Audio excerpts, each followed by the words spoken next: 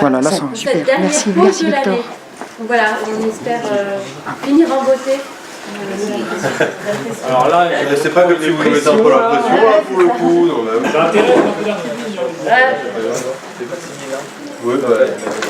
J'ai cadué avant. Vous se répondez. Merci beaucoup. On discutait et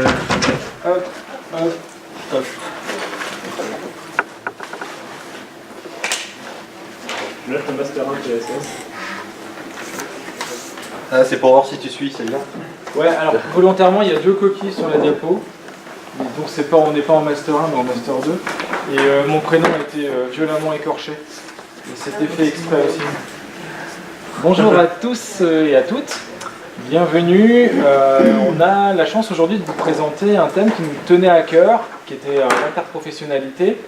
Alors, pourquoi on a choisi le thème de l'interprofessionnalité? Parce qu'on a 3 corps de métier sensiblement différents, avec Jean-Marie qui est pompier, Greg qui est infirmier, mais sur un versant infirmier qui est très différent du mien. On a donc choisi ce thème, et la première question qu'on avait envie de vous poser, c'était de savoir qui parmi vous avait déjà travaillé en interprofessionnalité. Ouais, grosso modo tout le monde. Est-ce que vous avez trouvé que c'était quelque chose de facile? Est-ce que c'était quelque chose qui coulait de source, où tout a toujours été évident, et vous avez... Non. Ok. D'accord. Ok. Je ne vais pas vous demander pourquoi, parce que ça va être un peu le thème du travail qu'on va accomplir. On a décidé de présenter un article qui a été publié par Florence Policar, qui s'appelle « Apprendre ensemble à travailler ensemble, l'interprofessionnalité en formation par la simulation au service du développement des compétences collaboratives ». Voilà, donc il a été publié dans Son infirmier. Et là, je vais laisser la parole à Jean-Marie, qui va vous présenter le mode de fonctionnement des boîtiers. Voilà, donc on va utiliser pour varier un peu les différents outils pédagogiques. Donc vous avez à disposition des petits boîtiers de vote. Donc vous avez bien sûr son boîtier. Tout le monde en a. Ok. Donc l'idée, vous allez avoir des possibilités de réponse. Vous allez voir qu'en fonction des questions qui vont vous être proposées, vous allez avoir soit sur certaines questions une seule réponse, c'est impossible, ou alors vous en aurez plusieurs. L'idée étant pas du tout de vous apporter des réponses figées à la fin. Le but, c'est de prendre un peu une tendance de ces différentes questions. On va faire une petite question d'intro, juste pour être sûr que tout marche. Il y a la possibilité de répondre. Une seule réponse. Il faut valider. Non, logiquement. non, il compte là-haut le nombre de réponses. On n'a pas le droit à lire. Si on répond 2 fois, c'est que 2 réponses. Tu peux la fermer. D'accord.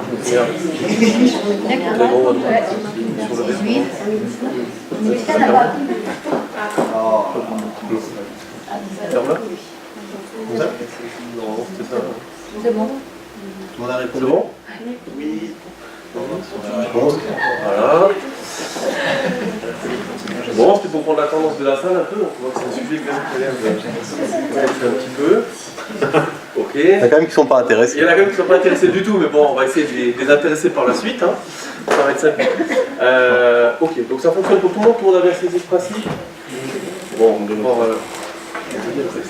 Ça marche. Ce qu'on vous propose, du coup, en fait, en termes de vignette clinique, c'est de vous présenter une petite vidéo. Alors, juste quelques infos sur cette vidéo.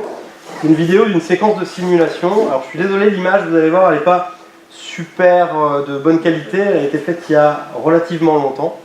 Donc, c'est une séquence de simulation d'un service de soins, un service de cardiologie, en équipe pluridisciplinaire. Donc, c'est la prise en charge d'un arrêt cardiaque. Par, dans un premier temps, une infirmière, une aide-soignante, et dans la situation, il y a l'interne et éventuellement le senior qui pourrait arriver en plus de cette situation. Ce qu'on vous demande, c'est d'être attentif non pas à la gestion médicale de l'arrêt cardiaque, il y a des erreurs comme ferait une équipe en règle générale, mais on va vous demander de vous concentrer sur globalement les relations à l'intérieur de l'équipe, la communication, la gestion d'équipe, etc. Tout ce qui va faire que on travaille en interprofessionnalité dans la gestion de cet arrêt cardiaque. Et on vous posera un certain nombre de questions après, via les boîtiers de vote pour voir un petit peu ce que vous en pensez de la vidéo, mais aussi de termes un petit peu généraux. Hop, alors je vous montre la vidéo. Répondez. Alors, On discutait et il me répond plus. vous allez peut-être sortir un petit peu. On va s'occuper de Non, lui là. non, il respire plus du tout. Allez, venez. Il a fait Je vous l'œdème. conduis de... Il fait peut-être de l'œdème. Hein. S'il respire un petit peu. Bon, on va... Monsieur, ouvrez les Il yeux. respire pas. Bon, tu mets le brassard, Marie-Claire. On va prendre attention. Vous allez sortir, monsieur. On va s'occuper de votre papa. Mais il respire pas du tout. Il respire pas. Alors, c'est parti. Allez, je masse. Tu prends attention. On a un appareil pour prendre attention? Oui, ça. On peut brancher. Allez, j'y vais.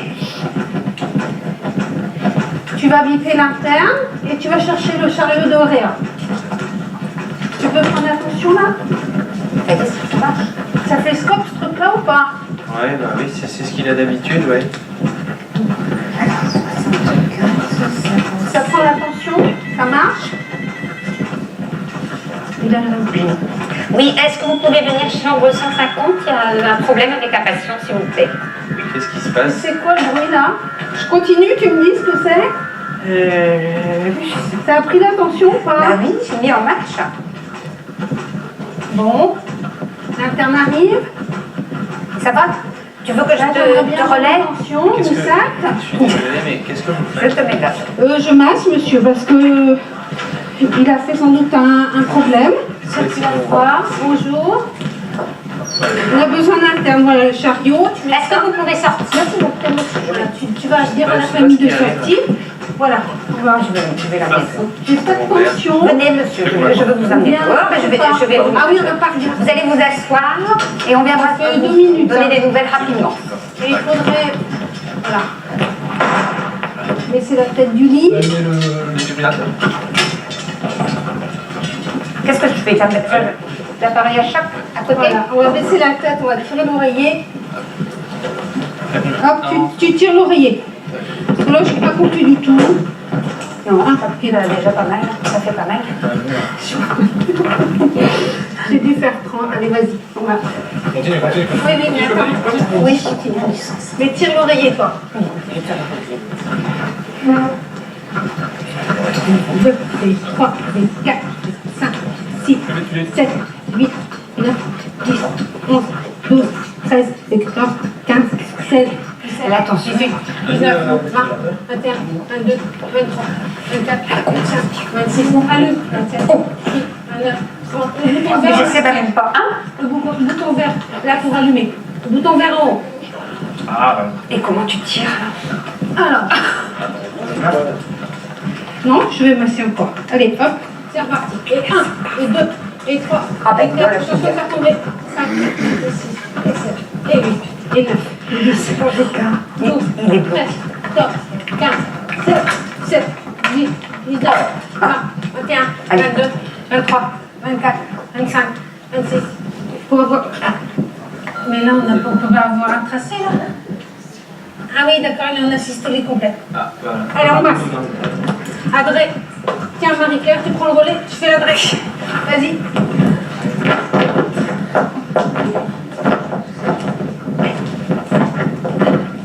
Mince. Hein? Tac.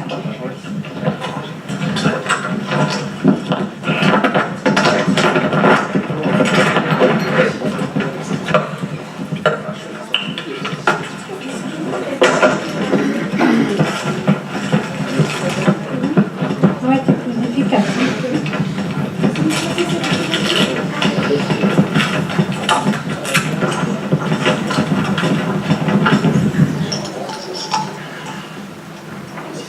Et on l'a pas branché nulle part. C'est un scope là-bas, on peut brancher avec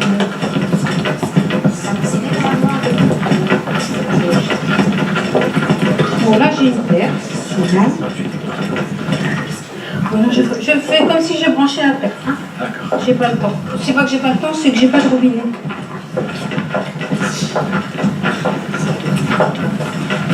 Et comme si j'avais pris des mesures d'asepsie aussi. Bon, j'arrive pas à enfoncer. Bon, je fais combien? Je fais combien? 1 milligramme? Je fais 1 milligramme? 1 milligramme. Ok. Tac, ouf. Mais je comprends pas, la tension, ça prend pas. T'as vu une tension? Ça y est,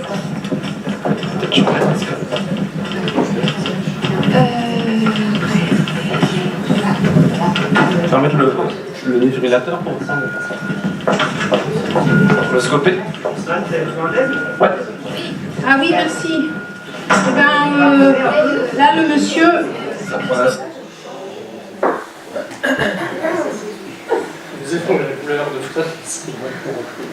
Voilà, on revient juste sur les premiers éléments de la vidéo. Donc, vous avez fait, on va observer un peu pendant le temps de la vidéo. Qu'est-ce qui vous a frappé le plus? Qu'est-ce qui tout de suite à chaud ressort comme élément là? La désorganisation. Ouais. C'est parti là. Désorganisation. Alors, je commence en début. Au début, c'est pas qui est écrit, alors on va essayer. On va peut-être essayer ensemble de mettre des fonctions sur les différentes personnes qui étaient là. Les deux premières personnes qui étaient dans la chambre, c'était qui à votre avis? Ok, et le fils, effectivement. D'accord. Non, au début, C'est l'interne qui est venu après. Ouais, il est venu après. Alors, entre les deux premières personnes qui étaient sur place avec le fils, donc une infirmière et une aide-soignante, qui était qui? Celle qui a massé. Alors, celle qui a massé était effectivement l'infirmière. Ouais. Et celle-là. Et donc la deuxième était? Ok, et après on a demandé de faire quoi principalement? De prendre l'attention. Ouais. Faire sortir le fils et de prendre l'attention. D'accord. Ensuite est intervenue, une fois que le fils était sorti, elles étaient toutes les deux en train de débuter la prise en charge. Troisième personne qui arrive qui est l'interne. Ok. Et à la fin de la vidéo, on voit qu'il y a encore quelqu'un qui arrive. Le médecin. C'est le senior qui arrive et dans la mise en situation, c'est la fin de la simulation. Voilà. Il arrive pour clore le... D'accord. C'est juste pour que tout le monde se représente bien, qui est qui. Et voilà. Donc, comme vous l'avez dit, il y a une désorganisation qui ressort de tout ça. Qu'est-ce qui ressort d'autre encore? L'accent de communication. Ouais. D'accord. Le leader par l'infirmière plutôt. Alors, Le leadership, c'est plutôt l'infirmière qui l'avait au début. Même presque jusqu'à la fin. C'est elle qui doit la donner, c'est elle ok. qui donne. Donc ça, c'est les premiers éléments qui ressortent. Ce qu'on va faire, c'est qu'on va passer ensemble quelques questions pour essayer de rentrer un peu plus dans le détail et essayer de discuter un peu tout ça. Alors c'est parti. À vos boîtiers, première question. À votre avis, l'aide-soignante a le droit de, en A, réaliser une ventilation au bas-vu, en B, de réaliser des compressions thoraciques, en C, de mettre en œuvre un DSA, en B, de préparer de l'adrénaline et en E, de l'injecter. On a plusieurs réponses possibles. Ouais. C'est bien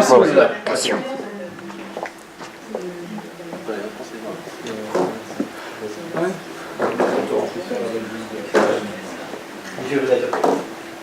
DSA défibrillateur, défibrillateur.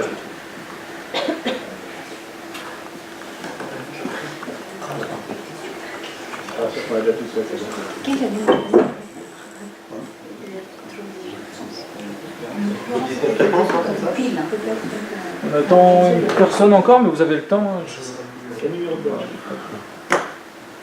Il manque une réponse. A priori.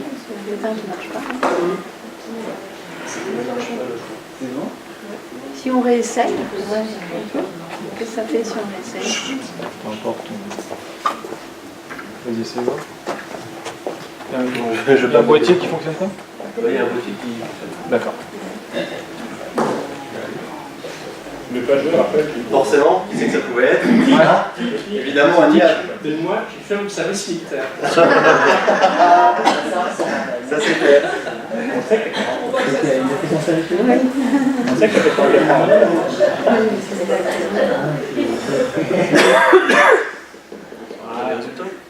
C'est bon? Voilà. Vos résultats, vos réponses. Alors, vous avez en grande majorité répondu la réponse C, de mettre en œuvre un DSA. Est-ce que les personnes qui ont répondu A veulent juste préciser? Oui. Ça fait partie de la MGSU niveau 2, donc on a le droit de réaliser à bas vue. D'accord. On a le droit de le faire. Ok. Et donc préparer de l'adrénaline aussi pour une personne. Ah non. C'est même gars ici. Ok, ouais, mais alors c'est vraiment intéressant. Ah, c'est ça. C'est parce que tu ne sais pas. Oui. Que c'est pas dans son champ de compétences. Ok, eh ben, merci pour ta réponse. Deuxième question. En arrivant, si l'interne avait été dans un état de stress, qu'est-ce qui se serait passé? En A, le stress se serait communiqué à tous les autres intervenants. En B, après quelques minutes, il se serait calmé. En C, un membre de l'équipe lui aurait demandé de se détendre. En D, il serait parti prendre une tisane avec le membre de la famille. Je vous laisse voter. Prenez le temps, il y a peut-être plusieurs réponses.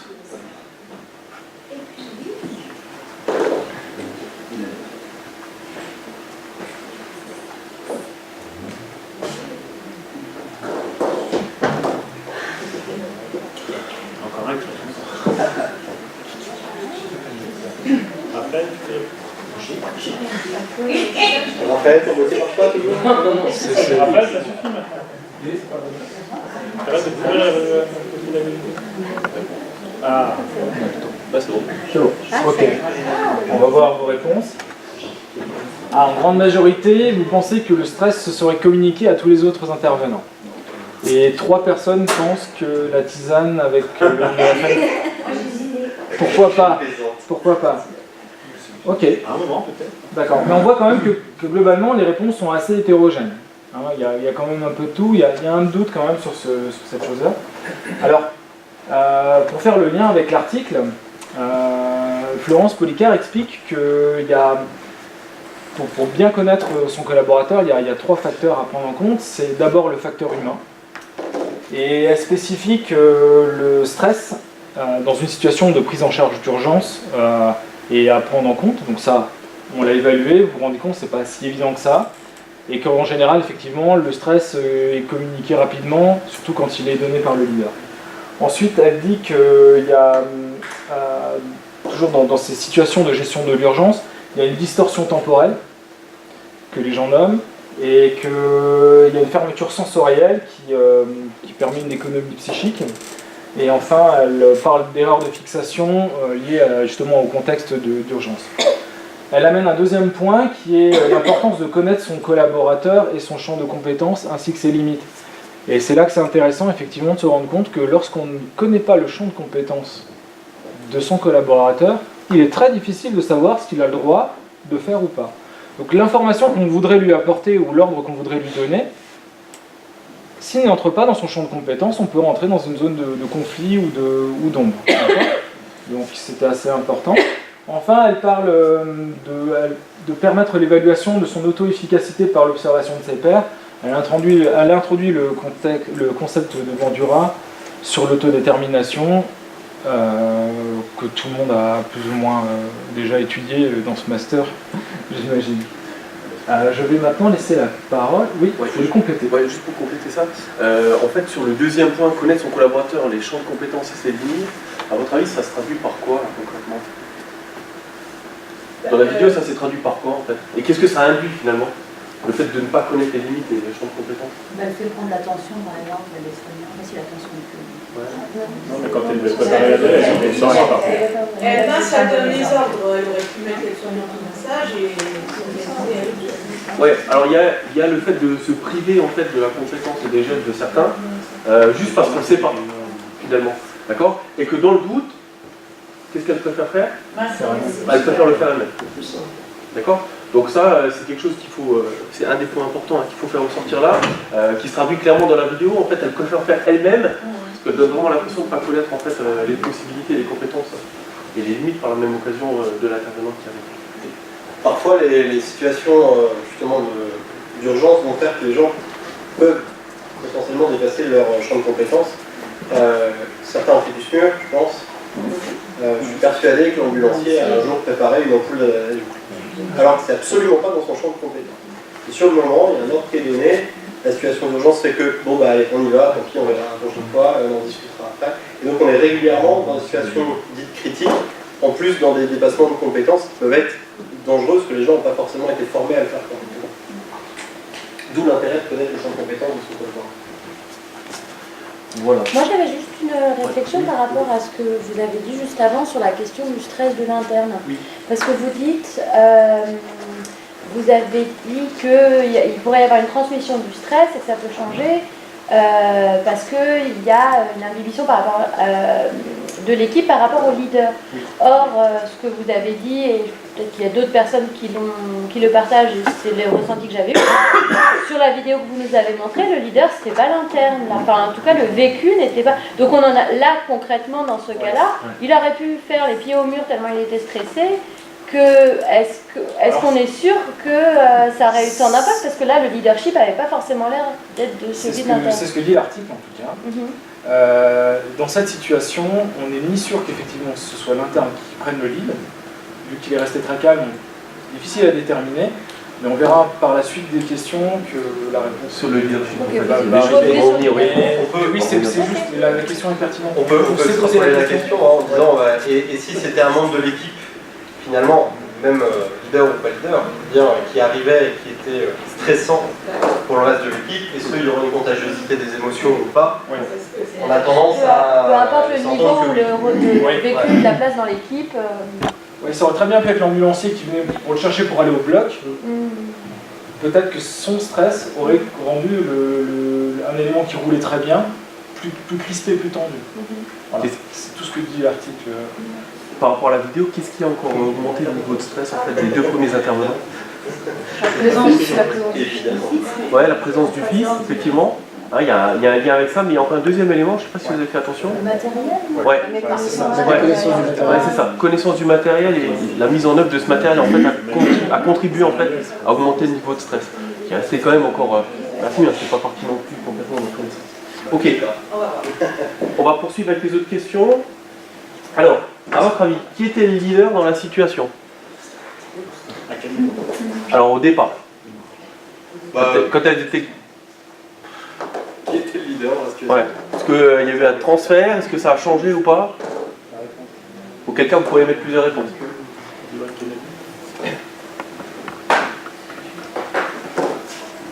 C'est bon?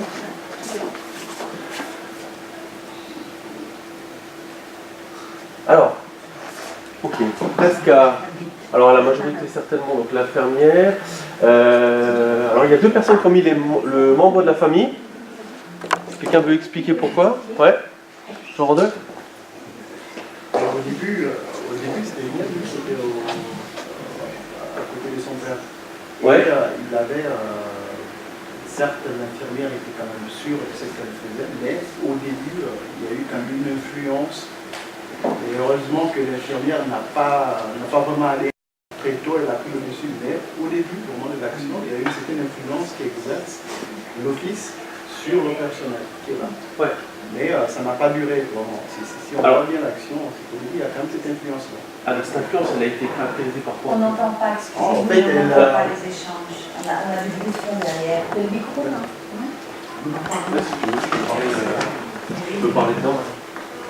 Je me rappelle plus trop bien, mais si on pouvait remettre la vidéo, je pense qu'il y a des propos qu'il a dit, mais qui montrent quand même que ça pouvait influencer initialement l'infirmière. Oui, parce qu'il joue le rôle du facilitateur en leur disant il respire pas, il respire pas. C'est ça. Ouais. Oui, très clairement. Ça peut vraiment déstabiliser. Heureusement que l'infirmière prend quand même le dessus juste... D'ailleurs, elle s'est reprise au moment où elle s'est mise en position de masser. Ouais. Moi, je ne sais pas si vous avez vu, mais il y a eu un moment où elle s'est arrêtée. Oui. Elle a dit, mais attention, parce que je l'écoute lui, il me dit qu'il ne respire pas. Maintenant, stop, est-ce qu'il parle au moins? Est-ce que, voilà, elle a essayé de reprendre les choses à un moment, de façon très précise. L'infirmière, pourquoi elle était dans cette position de leader en fait? C'est la première. C'était quelque chose qui vous a paru naturel? C'est la première. Oui. J'étais deux quand même. Oui, mais c'est elle vraiment qui a identifié la conscience tout de suite aussi. Parce que déjà, parmi les trois qui sont là, sur le plan de la hiérarchie, alors, apparemment, elle apparaît comme la personne qui est la plus responsable des soins. Et qui, normalement, en termes de compétences, oui, en termes de compétences, elle voilà. se situe quand même au-dessus, même si après ça peut être 60. Au début du film, on voit bien l'aide-soignante qui se met complètement en retrait au fond de la chambre à côté du fils, et c'est l'infirmière qui règle la situation. Alors dans l'article, alors en fait dans l'article ils font référence à ces deux notions-là, qui sont la notion première là qu'on évoque qui est le leadership, la notion de leader, qui est due notamment en grande partie par la compétence et par le degré de responsabilité des gens. Naturellement ils se mettent en avant. Et puis il y a des gens qui naturellement ont la notion de followership, c'est-à-dire de suivre, qui naturellement se laissent guider et font en sorte qu'ils suivent le mouvement. Alors on va voir qu'il y a encore d'autres points qui sont dans l'article sur ça.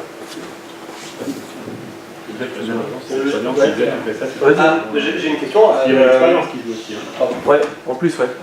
Je suis étonné, aucun d'entre vous n'a noté qu'à un moment donné le senior était leader. Ça veut dire, point d'interrogation, qu'il n'a jamais été leader ou pas? à la fin, en fait. Je sais pas, c'est une vraie question. Hein, Du coup, moi, je l'ai pas vu. non, personne ne l'a perçu comme leader. On l'a pas vu entendu en tout cas, on ne sait pas à quel moment. Il semble l'avoir vu apparaître. D'accord.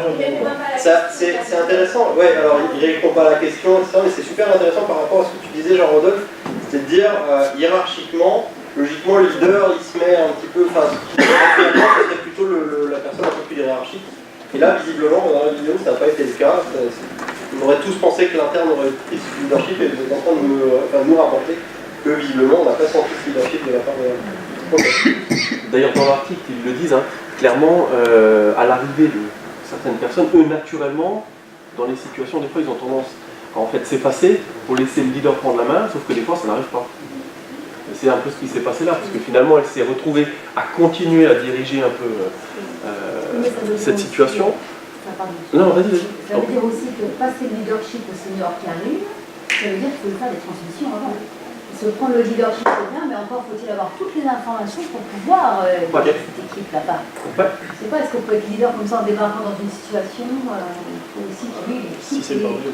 Comment Si c'est très mal coordonné, oui, bon, voilà, c'est mal coordonné. C'est ça. Alors, si je résume ce que tu dis, Mohamed, c'est depuis le départ, elle a cherché l'interne, mais au moment où elle est arrivée, elle n'a pas forcément fait de transmission, et donc l'interne n'aurait pas pu prendre le leadership, si je prends un peu le... En tout cas, on n'a pas vu un changement radical de jeunes. Qu'est-ce qui aurait pu permettre un peu plus naturellement à l'interne de prendre justement le leadership? Voilà, il en a arrêt cardiaque. Ouais, et puis en plus, vous en êtes. Vous en êtes.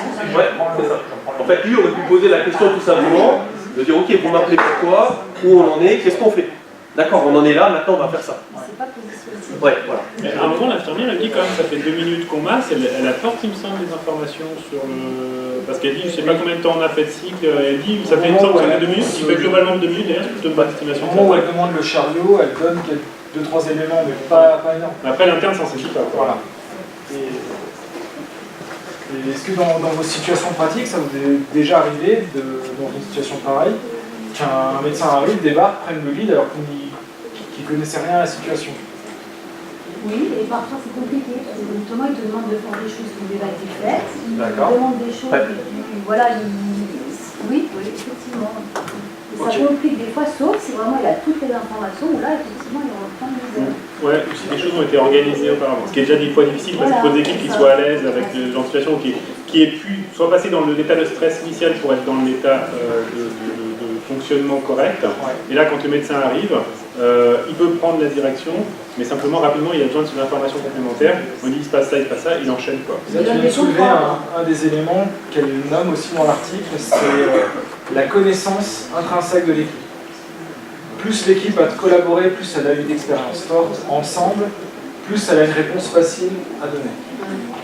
Oui, effectivement, c'est un des points clés qu'elle donne. On passe à la suite. S'il vous plaît. Alors, pour vous, qu'est-ce que vous mettriez dans les éléments qui caractérisent un bon leader?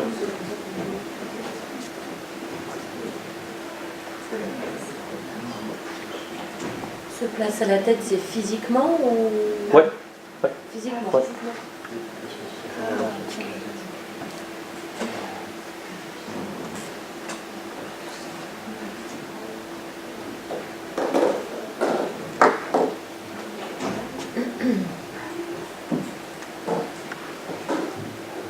dans une situation d'urgence telle que celle. Ouais, on essaie de faire le lien avec ça.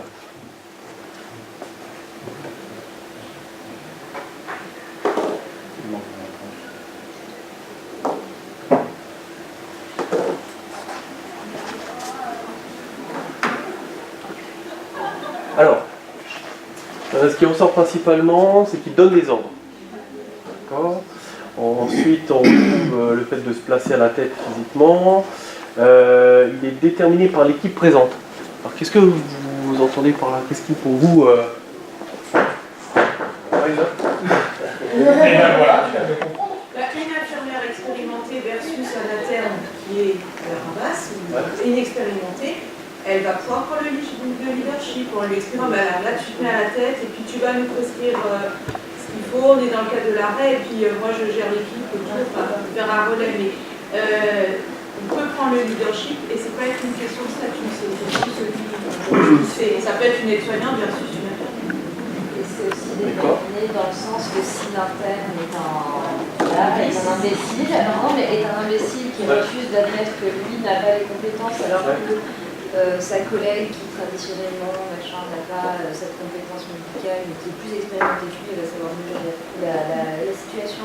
S'il n'arrive pas à l'admettre, il ne va pas la laisser prendre le leadership, ce qui sera délétère pour la gestion de la situation, mais c'est en ça aussi que c'est déterminé par les présents. S'il y a des conflits de personnes, ça peut être compliqué. D'accord.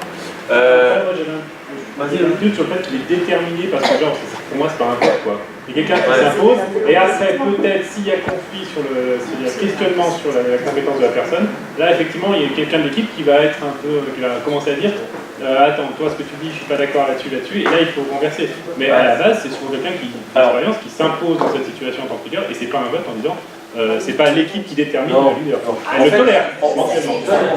En fait, cette histoire un débat contradictoire par là. Et c'est déterminé par le fait que les personnes en présence, si le leader est accepté par l'équipe, les personnes vont suivre ses ordres. Si le leader est rejeté par l'équipe, il pourra donner tous les ordres qu'il veut, être la personne la plus compétente du monde pour gérer la situation. Si personne ne l'accepte comme leader, ça ne marchera pas du tout.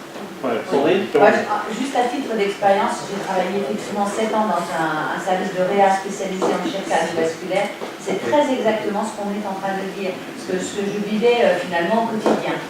Savoir que la personne qui se positionnait comme leader était reconnue comme telle par ses pairs et c'était quasiment de façon implicite. La chose aussi, c'est qu'on se connaissait et on se reconnaissait nos compétences en cas d'arrêt de leader. Le leadership. Ça c'est clair, c'était facilité. Et là, la communication était nickel, quoi, tip-top. Dans ce que tu dis, Raja, par rapport à la détermination par l'équipe, moi ma question c'est est-ce que c'est uniquement par l'équipe ou est-ce que ça peut être par la situation? Parce qu'en fonction de la situation, est-ce qu'on ne pourrait pas avoir dans une équipe qui se connaît à ce moment-là, là on parle d'une équipe qui a l'habitude, un shift de leadership parce que les compétences de gestion sont adaptées à la situation? Alors souvent là où en fait pour pouvoir illustrer cette situation-là, c'est quand on est à des niveaux de compétences qui sont égaux. D'accord. Par exemple, vous avez deux infirmières qui sont ensemble, qui sont en train de prendre en charge quelqu'un. Il faut que quelqu'un naturellement se dégage pour prendre le leadership. Ils sont à un niveau de compétence égale, ils se connaissent, sauf qu'il faut bien qu'il y ait quelqu'un qui prenne la direction de la situation. Donc c'est aussi dans cet esprit-là qu'on peut illustrer ça peut-être un peu plus facilement. Ça peut très bien être aussi, par rapport à ce que vous disiez, à certains moments de la situation, pas que dans la situation, mais à certains moments de la situation. À titre d'exemple, tiens Joanie, tu peux juste masser sur la table, s'il te plaît, faire un massage cardiaque sur la table, juste s'il te plaît, à titre d'exemple. Vas-y, lève-toi, et donc tu tends bien tes bras, tu fais comme si tu étais un patient, voilà, tu masses. Vas-y, masse. Vitesse 100 à 120 par minute, voilà, on y va. C'est bon, et là maintenant en fait tu descends de 30 à 0 en descendant 3 par 3. On y va, ça fait 30, 27, vas-y. 30, 27, 24... Voilà. C'est-à-dire qu'à un moment donné, sur un moment technique, je prends un exemple tout con, l'intubation. C'est le médecin leader, au moment où il va être surchargé par ce geste d'intubation, il est bloqué, il ne peut pas faire autre chose. Comme l'infirmière qui faisait le massage cardiaque, finalement elle ne peut pas faire autre chose. Elle va être génératrice de quelque chose d'autre. Là on a vu, elle était génératrice de no-flow par exemple quand elle a voulu aider sa collègue à prendre le défibrillateur. Donc à un moment donné, si le leader est engagé dans un acte technique, il faut aussi à des moments accepter que peut-être ce soit plus lui le leader et que un paramédical là, dans la situation reprenne le leadership instantanément de telle façon à ce qu'il puisse se concentrer sur sa charge. Donc à certains moments, eh ben, le leadership risque de tourner. Pour ça d'ailleurs dans l'article ils en parlent de se mettre des fois un peu en retrait pour faire le point Donc, je suis étonnée et organiser tout ça. Je suis très étonnée du 2, alors où j'ai mal compris quand vous avez écrit se place en retrait, parce que personnellement j'ai voté pour se place en retrait, et du coup quand je vois la réponse, je me suis dit j'ai peut-être pas compris la... Parce que pour moi, il me semble que s'il est la tête dans le guidon, il ne peut pas jouer son rôle. Alors c'est des situations idéales, hein, il faudrait qu'il soit vraiment là et que tout le monde travaille, et qui guette, et qui dirige, et qui corrige, et qui évalue, et qui réattribue les tâches. Ça va dépendre de la ressource aussi, bah par rapport à la situation. Mais si, dans l'idéal, si vraiment il doit être... C'est par rapport au temps dans lequel on va se trouver en fait, chronologiquement dans l'évolution de la situation. Moi j'ai un vrai questionnement du limite leadership tournant, parce que si, quand on n'est pas 15 dans la situation d'urgence, c'est ça. On est 2 ou 3, et si ça tombe sur, parce que le médecin est en train d'intuber, que l'infirmière est en train de préparer la vraie, l'aide-soignante qui aura été, qui est soignante, mais ça peut être n'importe qui d'autre, qui aura été mise en retrait au début, qui n'ose pas dire, et qui à ce moment-là va intervenir en disant « Ah attention, le patient il commence à bouger », un truc comme ça, qui n'osera pas le dire, qui va être une info importante. Le leadership tournant, pour moi, ça peut potentiellement être aussi une source de désorganisation à un moment. Et suivant les personnes, effectivement c'est de la connaissance d'équipe, il vaut peut-être mieux avoir un leader qui intervienne moins souvent parce qu'il est en train de masser et qu'il n'a pas de souffle et qui voilà, mais qui donnera une information juste, qu'un leader qui prendra le leadership parce que l'autre est en train de masser, mais qui sera complètement perdu. C'est un manque de ressources, c'est pour ça que c'est le leadership tournant. Ça dépend de ce que vous entendez par le leadership. Je reprends ton exemple, si finalement l'interne est en train d'intuber et que l'infirmière est en train de préparer l'adresse, et qu'il n'y a plus personne qui masse, que l'aide-soignante puisse à un moment donné s'imposer en disant « Attendez, la priorité c'est autre chose », ça devient une forme de leadership. Mais il faut que l'aide-soignante soit en capacité, face à la situation d'urgence, on est d'accord, et pas être en situation de retraite, comme ça arrive à beaucoup de gens, c'est une aussi. C'est ça. Le leader laisse sa place à ce moment-là. Parce qu'il y en a qui luttent pour garder le leadership. Ça c'est très compliqué. Donc un bon leader, c'est quelqu'un qui arrive aussi à passer sur un statut de follower pour retrouver ensuite, dans un leadership tournant, qui sache garder sa place. Et ça, c'est encore une fois une connaissance d'équipe. Voilà, c'est ça. Et en fait, ça se fait naturellement, ce que tu dis. Dans une équipe qui se connaît bien, chacun sait où est sa place, à quel moment. Mais ça procède de communication. Avec l'hypothèse à un moment donné qui est fondamentale derrière, c'est la communication. Tiens, je vais intuber, regarde ce qui se passe, toi. Enfin, c'est ce qu'on voit en situation d'urgence. Il faut absolument une communication permanente, un feedback sur ce qui est en train d'être fait. Une question. C'est bon? On a senti une question arriver. Donc du coup, une formation pour travailler son positionnement dans l'équipe, l'idéal avec la simulation, c'est que ça permet de travailler justement cette notion de leadership et son positionnement en fait dans l'équipe par rapport à la situation. Donc on revient sur le fait de se positionner justement comme leader et de développer son followership actif, parce que c'est pas parce qu'on est dans une situation de followership qu'on est passif. C'est des fois une mauvaise compréhension. Donc ça permet de confronter les idées du leader à sa propre pratique réflexible. Autant on peut prendre des décisions, prendre des orientations, même si on ne comprend ou pas dans celle qu'on aurait pris à sa place, et s'affirmer pour piéger les erreurs de fixation. Alors, qu'est-ce qu'on veut dire par là, à votre avis?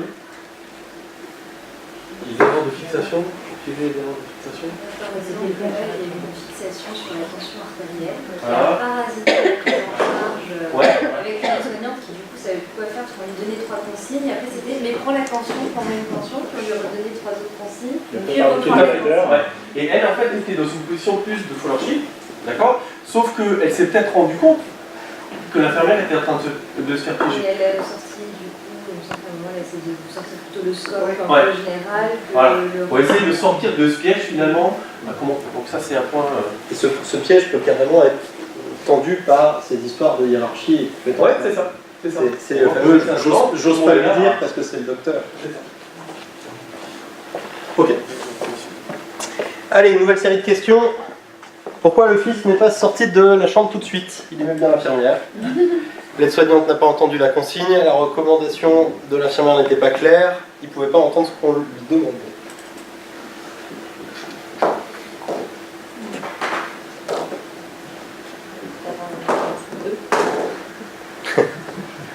Réponse E, ne prononce pas.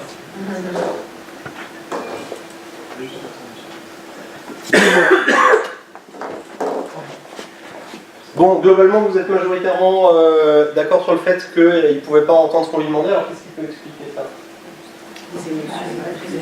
Les émotions, d'accord. Alors au-delà des émotions, ce que tu disais, Archad, C'est la sorte de bulle, quoi. Du coup, il était dans la... Ok. D'accord. Ça marche. Il avait peut-être pas envie de partir. Est-ce qu'il y a eu une consigne de la part de l'infirmière vers l'aide-soignant pour faire sortir le monde de la famille ou pas? Ah, il semble que oui. C'est tardivement. Après. C'était pas directif, c'était pas soutenu. Ça lui a été demandé, mais pas vérifié, ce qui fait qu'il est resté un bon moment. Ça a été demandé à l'aide-soignante, mais pas vérifié, c'est ça? L'infirmière a demandé au patient, au fils du patient de sortir, mais le patient il a continué à rester, l'infirmière a continué à masser. D'accord. Et c'est surtout que vu la charge émotionnelle que c'était pour le fils, la consigne, ça aurait pu de dire à l'aide-soignante, fais ça. Et donc, est-ce que vous l'avez entendu cette consigne-là de l'infirmière vers l'aide-soignante? Oui. Tardivement. Tardivement. Et ben, en fait, il n'y a jamais eu cette consigne. Non. Ouais. C'est-à-dire qu'en fait, au tout départ de la vidéo, eh ben, c'est l'infirmière, on est bien d'accord, qui dit monsieur, vous allez sortir, donc il ne vérifie pas qu'il sort, on est d'accord. Et au bout d'un moment, quand l'interne arrive avec le chariot, c'est l'aide-soignante d'elle-même qui dit maintenant, monsieur, allez maintenant, il est temps de sortir. Mais finalement, il n'y a pas eu d'info il n'y a pas eu de communication sur ce sujet-là, du moins, entre l'infirmière et l'aide-soignante. C'était à titre d'exemple. Cette question-ci, elle va un peu plus dans le détail, pareil. Est-ce que vous avez entendu l'interne prescrire de l'adrénaline? Non, c'est l'IDE qui a eu cette idée. Oui, il a donné une prescription claire à l'infirmière. Oui, mais on ne sait pas trop ce qu'il a demandé. Non, l'infirmière a dû lui demander la chose.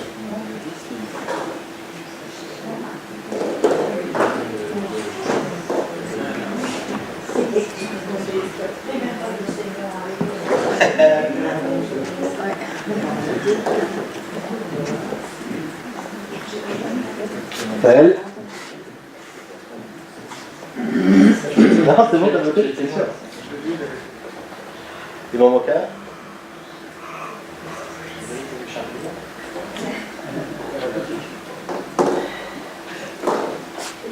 C'est bon? Bon, alors, on va passer.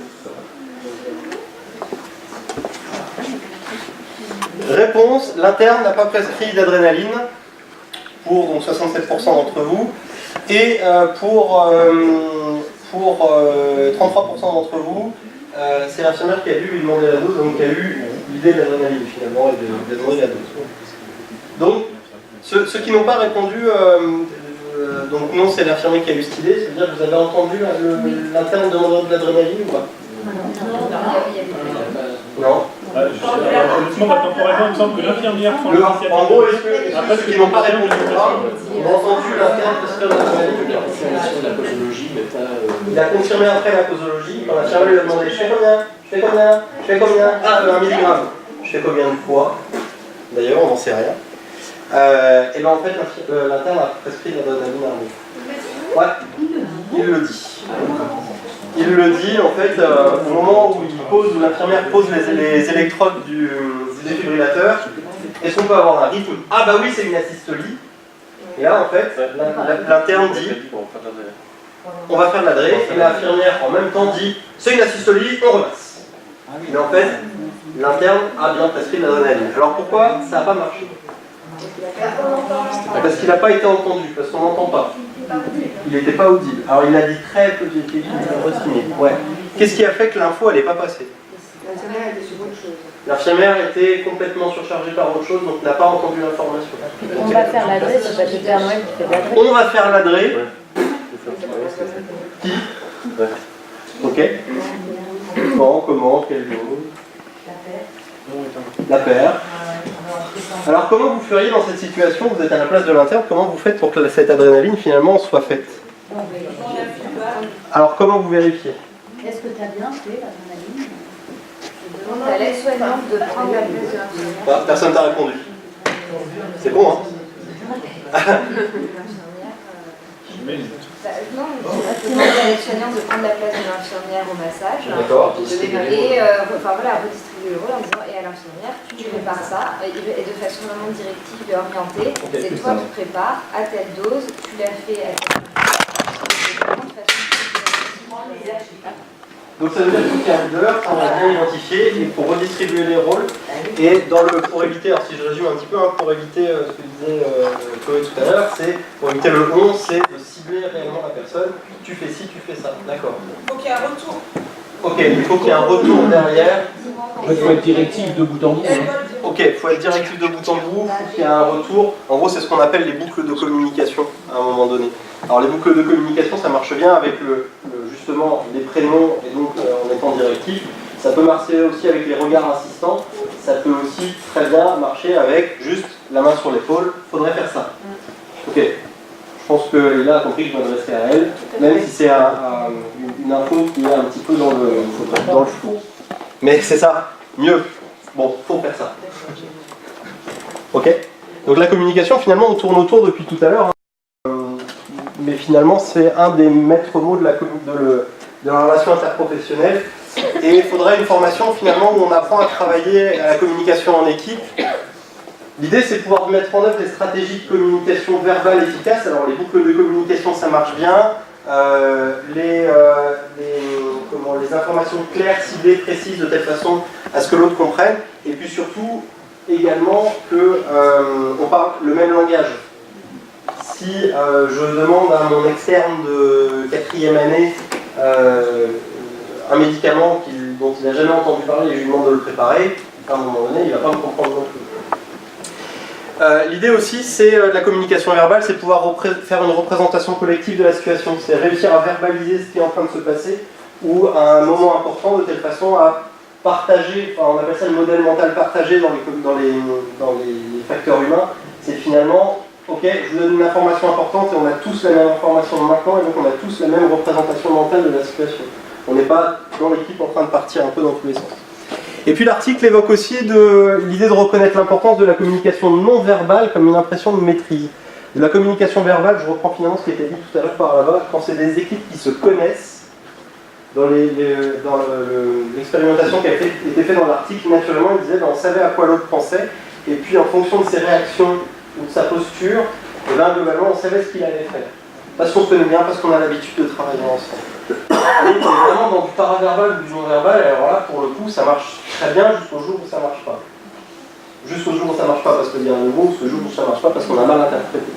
Et donc, ils insistent sur le fait que c'est souvent une impression de maîtrise, ok, mais n'empêche qu'il ne faut pas hésiter à aller vers une communication verbale.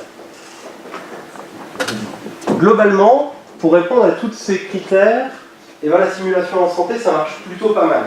Pour travailler la formation interprofessionnelle d'équipe, Florence Policard nous dit que la simulation en équipe, ça permet de découvrir la synergie du travail d'équipe, répondre aux histoires de je connais ton référentiel, tu connais mon référentiel, et éventuellement aussi de confronter ses émotions dans une situation sécurisée. Confronter ses émotions parce qu'ils vont le vivre dans une situation authentique, ils vont avoir un impact émotionnel qui va les marquer et ancrer la situation dans leur mémoire à long terme et donc développer un certain nombre de skills. La simulation en équipe, c'est aussi une expérimentation active favorable au transfert et ça va leur permettre de construire vraiment des représentations collectives. Un arrêt cardiaque, ouais, c'est bon, on a tous cette représentation-là, mais un arrêt cardiaque en équipe et qui doit faire quoi dans cette situation-là, et ben, elle va être carrément beaucoup plus facilement transférable après dans la situation réelle.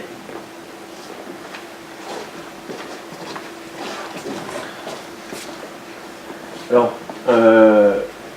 une des clés finalement de cet article et des séances de simulation, c'est forcément le débriefing de l'équipe. Comme vous savez, c'est ça, finalement la simulation n'est que le prétexte au débriefing.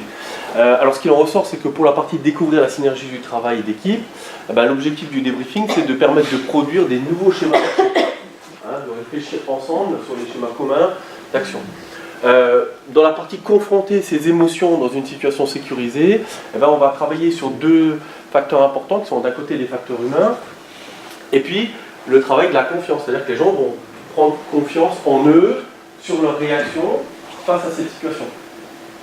Et donc ça va engendrer une augmentation de ce capital confiance pour la suite.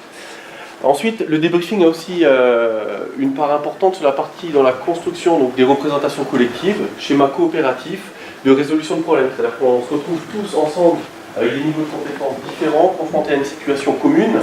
Et l'objectif, c'est de créer des schémas où on va coopérer ensemble pour régler cette problématique. Et c'est bien là l'objectif également du débriefing. Cet article, pour ceux que ça intéresse vraiment, je vous conseille de le lire parce qu'il est très étoffé, il est quand même très intéressant. Si vous le voulez, il sera disponible de toute façon sur le site pour parfaire un peu tout ce qu'on vous a présenté ici.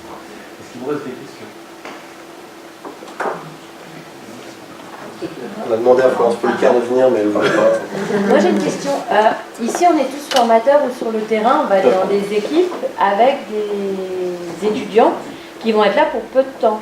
Et donc potentiellement l'équipe a été formée à la simulation, mais il y a toujours des éléments qui vont tourner. On va avoir un externe, on va avoir l'interne qui change tous les 6 mois, on va avoir un élève infirmier. Est-ce qu'il y a manière d'être formé de manière à pouvoir s'adapter au fait qu'il y ait dans l'équipe tout le temps des pièces qui sont mobiles? Alors l'objectif clairement de l'article était de créer un peu une boîte à outils, des compétences à acquérir pour travailler efficacement dans l'interprofessionnalité. Par exemple, elle parle de communication opérative, donc des choses très simples, une façon de communiquer que tout le monde peut retranscrire et qui favorise le travail en commun. Elle parle on a cité tour à tour l'importance de connaître le référentiel de compétences de chacun, l'expérimentation. Donc, en se formant sur la collaboration, sur des outils de collaboration, on arrive plus facilement à intégrer, à changer d'équipe et à travailler tour à tour avec d'autres personnes qui ont été formées de la même façon. Voilà. Naturellement, sur certaines équipes, nous, par exemple pour les étudiants, on les briefait très tôt.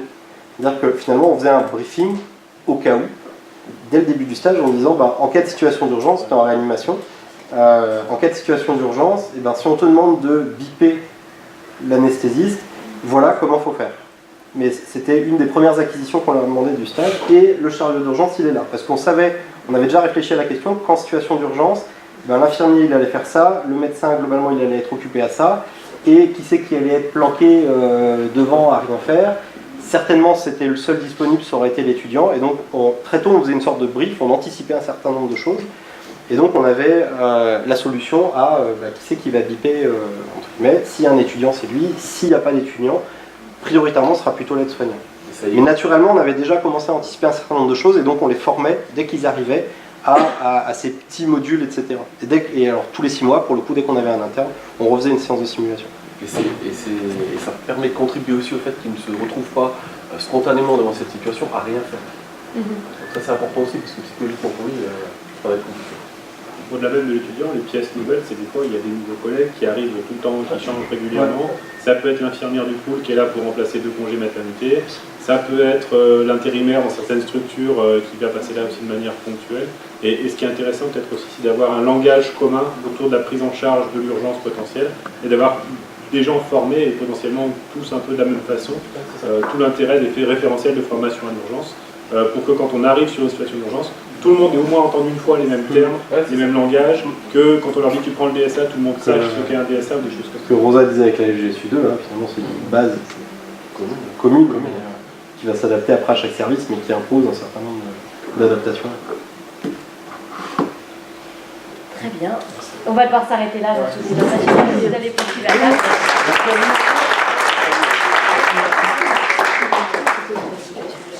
Alors, vous n'embarquez pas les boîtiers de vote? Oui, c'est ça.